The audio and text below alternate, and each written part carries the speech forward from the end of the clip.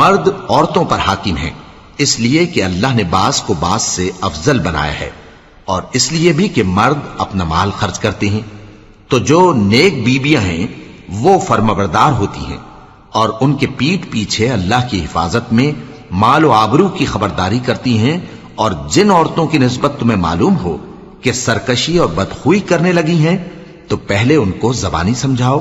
اگر نہ سمجھیں تو پھر ان کے ساتھ سونا ترک کر دو، اگر اس پر بھی باز نہ آئیں تو زد و کوب کرو، پھر اگر تمہارا کہنا مان لیں تو پھر ان کو ایذا دینے کا کوئی بہانہ مت ڈھونڈو،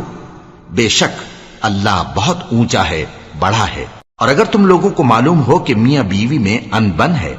تو ایک منصف مرد کے خاندان میں سے اور ایک منصف عورت کے خاندان میں سے مقرر کرو، وہ اگر صلح کرا دینی چاہیں گے تو اللہ ان میں موافقت پیدا کر دے گا۔ کچھ شک نہیں کہ اللہ سب کچھ جانتا ہے، سب باتوں سے خبردار ہے۔